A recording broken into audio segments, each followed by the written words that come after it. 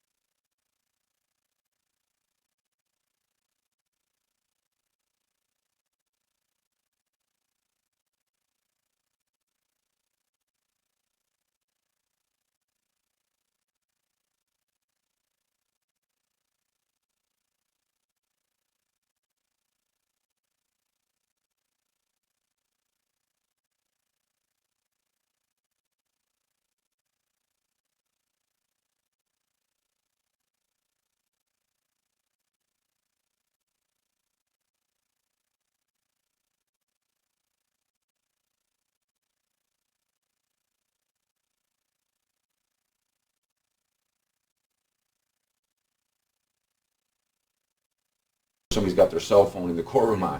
It's distracting me. So please, read the signs. All right. I apologize, gentlemen. No problem, Judge. Okay. Now, Mr. Mahoney.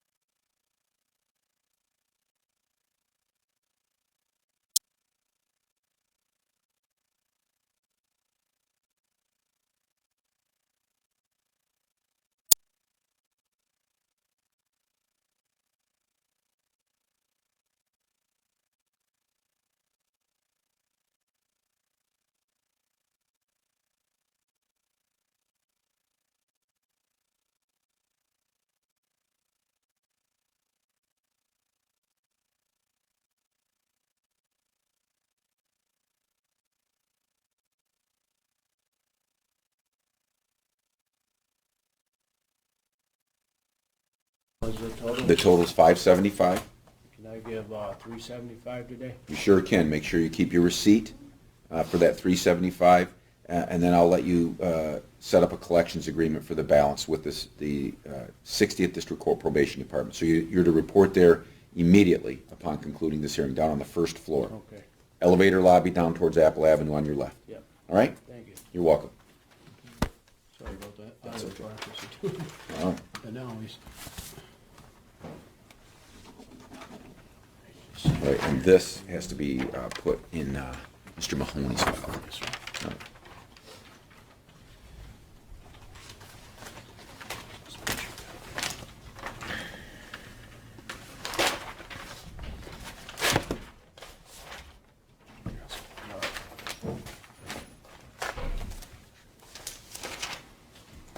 Okay, we're back on the record in the People of the State of Michigan versus Kevin Laverne Bluhm. File number is 16180-187FY, and we are continuing the preliminary examination from this morning. And I believe that both counsel had made arguments, and the defense had raised an issue in their argument regarding the double jeopardy clause of the United States Constitution, and specifically citing this collateral estoppel or issue preclusion, as I learned, strand of the double jeopardy clause. Is that right? That is correct. All right. Anything further on that matter? No. All right. And Mr. Roberts, anything further on that matter? Yes, Your Honor. Given that we've now had an opportunity to review that matter, the people's position is that that we're dealing with two completely separate issues here. And I agree with the court's analysis here that we're looking at issue preclusion. The issue in Mr. Blum's first case, as is evidenced by the charging document, which the court took notice of, is that Mr. Bluhm in that case lied to investigators about his knowledge of Mr. Willis's involvement in these offenses. And one of them did relate directly to the Jessica Herring investigation. I would stipulate as to that. The other one related to the Rebecca Bletch investigation. So the issue in that case is whether or not Mr. Bluhm lied to investigators about Mr. Willis's conduct as it related to those offenses.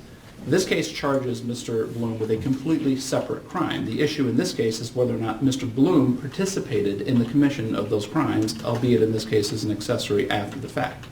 That's a completely separate issue to the original issue here. So issue preclusion does not bar this case from going forward, because as the court has now had an opportunity to review Wilson, the Wilson court stated collateral estoppel, like double jeopardy, more broadly necessarily presupposes some passage of time between a final adjudication of an issue at one time and the threat of a subsequent adjudication of the same issue.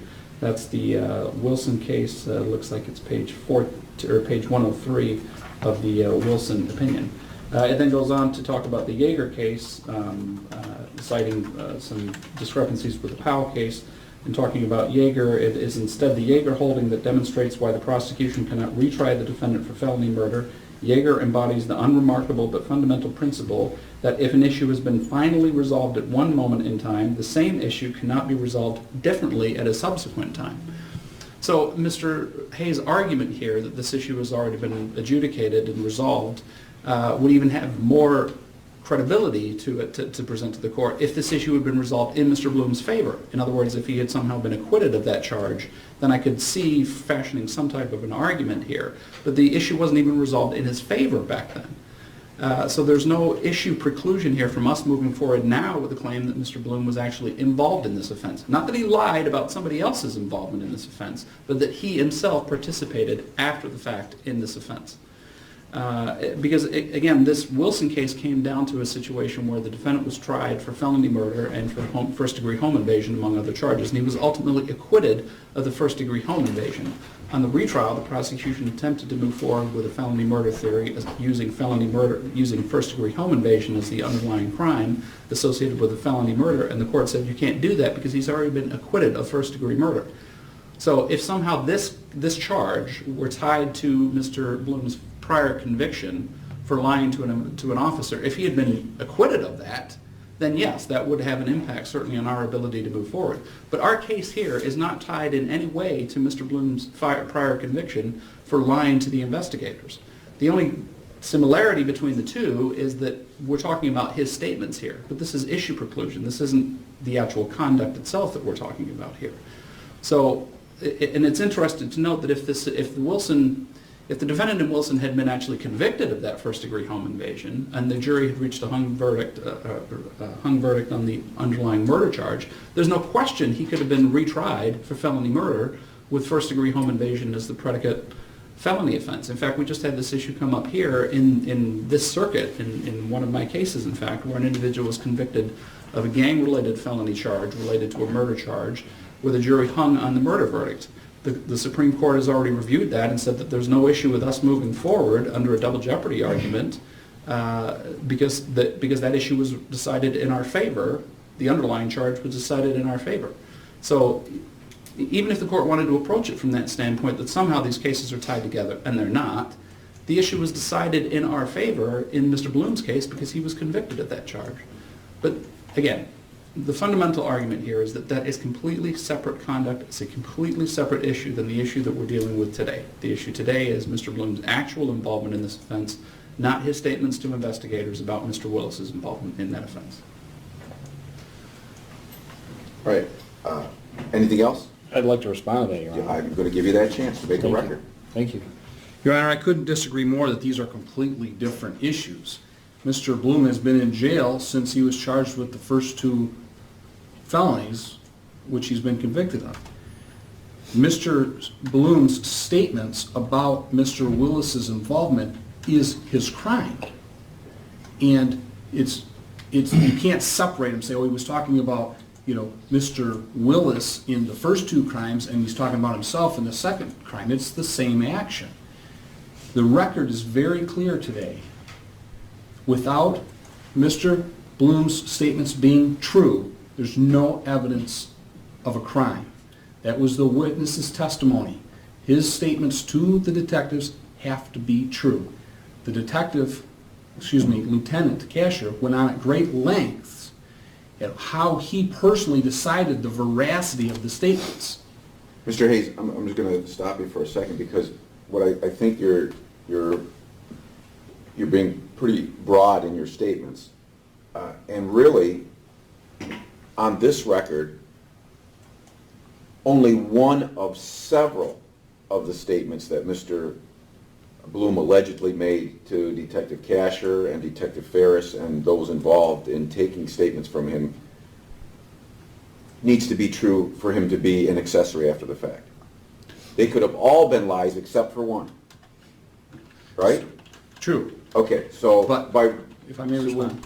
Well, just let me finish my question. So, what you're saying isn't quite accurate. That your premise for your argument is that everything that Mr. Bluhm said to the police must have been true. That's their only position. It's what they're staking their claim on. And that's not quite accurate, is it? I mean, really, the way I look at this is if he assisted in moving the body from downstairs to upstairs, that would make him an accessory. If he assisted in driving the vehicle or loading the deceased into the vehicle, that would be an accessory. If he assisted in unloading the body, that would be an accessory. If he assisted in putting the body into the hole that was dug, that would be an accessory. But if he assisted in not disclosing information when he was previously asked of it, if that was done, that would be an accessory. That would hide the felony. I mean, any one of those statements could be true, and all the surrounding statements that he made could be false. He could be then guilty of lying to a police officer, of which he's been convicted of, and guilty of the separate offense of accessory. Could he not? Your Honor, I appreciate the court's pointed clarification there. The issue is his veracity, the truthfulness. Listen. And that's been litigated. Listen. I know that. But what has not been litigated is whether he assisted as an accessory. I mean, don't just answer my question, please. Yes. Isn't it true that any one of those statements being true would make him an accessory, and all the surrounding statements, everything else, every other word he uttered, could be false? True. All right. Now, if I could follow up with that. You may. They have no evidence except his statements of any Yes. of those things. And it's just simply the detective and the lieutenant's opinions as to which statements are true or false that gave rise to this charge.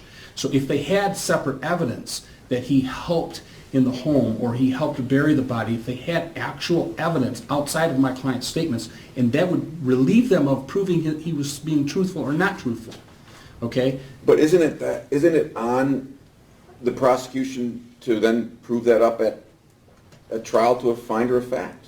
Which ones are or not true? Principally whether the statements that he assisted in the removal of the body, for instance. I think certainly at circuit court that's their job, but at this level they have to show that they have some evidence that hasn't already been litigated, an issue that hasn't already been litigated. Your Honor, they did not care on the first two cases what statements they were true or what statements were false. They didn't go in there and say this is what was false and this is what's true. They're having it both ways here. They're having it, he lied to them there, so they charged him, and now we're going to decide that he was telling the truth on these things, so we're going to charge him again. And that is where the issue of preclusion arises, in my opinion. Thank you. You're welcome, Mr. Hayes. All right, well, I've had a chance to read Wilson. It's the only law that has been cited to the court. The case cited by Mr. Hayes is People v. Wilson at 496 Michigan Reports, page 91, the opinion of the majority of the court. It's an opinion written by Justice McCormick and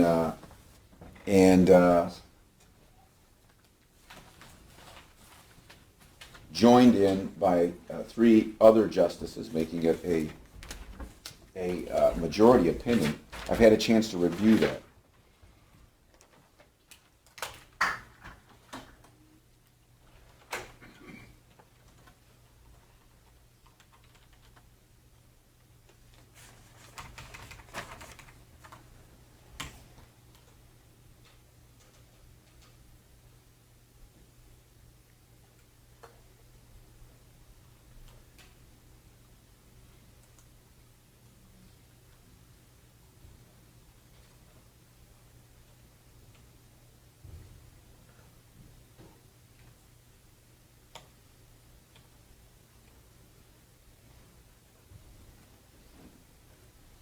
And specifically, what I'm finding with respect to the Wilson case, first off, is that the Wilson case can be distinguished from our facts. Wilson, at page 101, by Justice McCormick, really clearly outlines what the issue they are deciding in Wilson is. And it's not the issue that we have in front of us today. It's distinguishable on its facts. And specifically at 101, Justice McCormick says, our decision in this case hinges on whether, as the Court of Appeals held, the inconsistent verdict reasoning of Dunn and Powell is relevant to the defendant's collateral estoppel claim such that the rule from Ashe and Yeager does not apply. And she, early on in the case, that's one really, that's the fulcrum on which the case rises and falls. What's the answer to that question? And she outlines, when I say she, Justice McCormick outlines at the beginning of the case, due to what she defines as somewhat complex legal doctrine, she says that we confront in plain English what the issue is. And then she says, can a defendant whose conviction for felony murder which has been reversed on appeal, be retried for that charge when he's also acquitted of the only felony that supported it? That's the decision that is really being decided in Wilson. And I find this case before this court on today's date entirely distinguishable from that.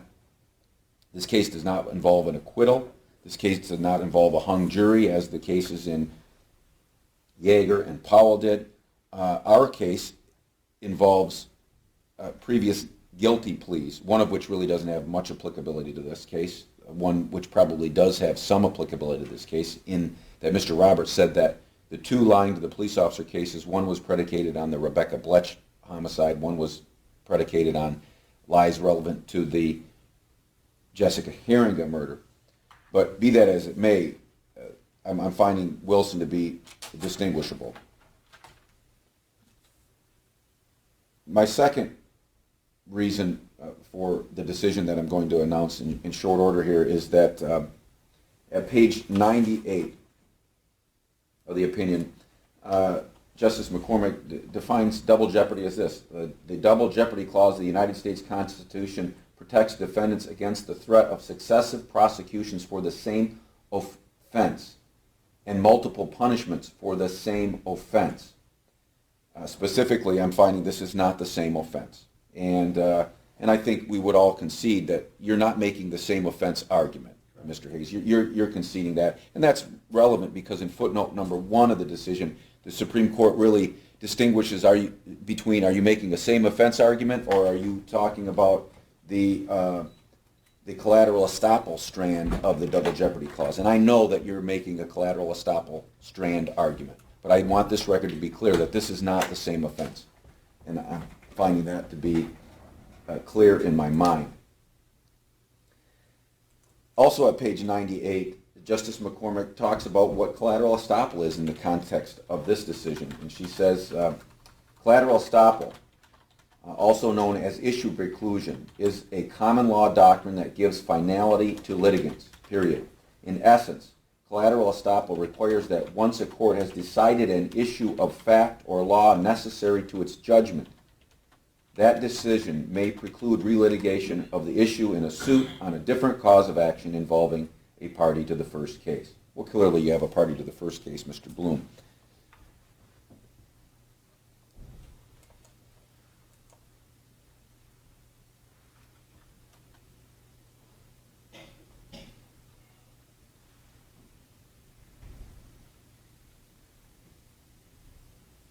A strict reading of this law might lead one to say, well, Mr. Hayes, you're precluded from saying that he didn't lie to the police and in his subsequent case. Now, I know that that's an absurd logical conclusion because that would obviate Mr. Bloom's right to present a defense in his case. But, a strict reading of collateral estoppel would say he's precluded from arguing that issue. And I get the absurdity of that, but that's kind of where we're at in this case, is you're asking a court to say, you can't decide an issue today because of collateral estoppel because he pled guilty before to an issue. And I find this to be an entirely different question.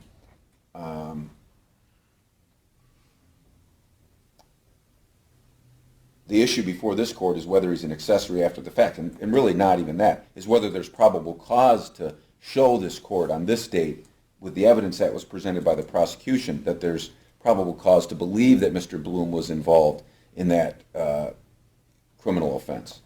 That's an entirely different issue from whether he lied to the police in this case or in another case. Further, I would note page 99 of the Wilson decision, and it's citing the Ash decision.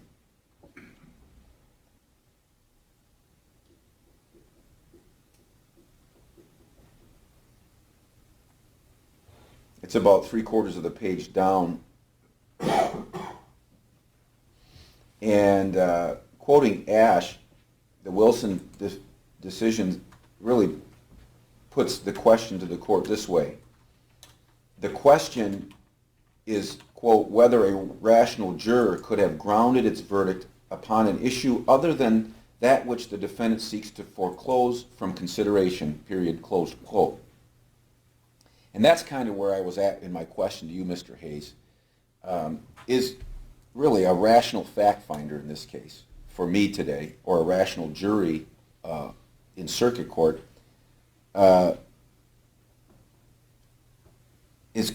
could a rational jury find that he was an accessory after the fact and not even broach the issue of whether he lied to the police at one point? And I'm finding that the answer is, as you answered my question, yes.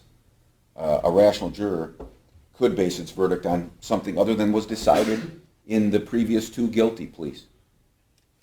And that's really what this court hinges its decision on. And I want to make it clear, it's as a part of my ruling, it's not clear to me which part of the defendant's statement to the police were previously a lie and which part of the defendant's statements were allegedly him being a truth teller, and which part of the defendant's statements were the actual basis. What exact words were the lie, the basis for the pleas of guilty on the previous convictions? Was it the entire statement? Was that a lie?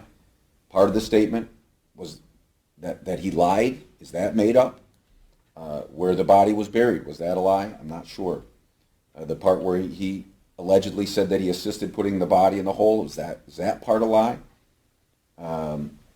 Or the part where he said he allegedly assisted in wrapping the body up, was that part a lie? I don't have that clear picture in front of me, but what I think is clear to me is that a rational jury could find a verdict in this case and not even consider the lying to the police part. And so that's what you're seeking to foreclose the court from considering, is that he lied to the police in a general sense. And I'm finding that's not the case here. So I'm denying the defense motion based upon those reasons to dismiss this case or quash this felony complaint as requested, based upon double jeopardy in both the offense category, the same offense category, and the collateral estoppel strand of the double jeopardy category as contemplated in Wilson. Now, as to the court's findings of fact in this case, I am finding that there is probable cause to believe that Kevin Laverne Bluhm did commit the crime of accessory after the fact to a felony, to wit, murder and or kidnapping in the Jessica Herringa case. I'm finding the facts support a bind over that the defendant did commit that offense, and that I find there's probable cause to believe that he committed that offense, and he's the one who did that. That's somewhat redundant, but you know what I'm saying. And I'm basing that on some of my factual findings in the earlier ruling. Really, as I considered the testimony of Lieutenant Casher, the statements attributable to the defendant that convince me that there is probable cause to bind the case over include that he helped remove the body, that her hands were untied, that she was laid on a sheet, that they then picked her body up, that he opened up the hatch of the van. This is active participation in my mind. That he assisted in opening up the van, as the lieutenant testified. That when they got to the alleged location,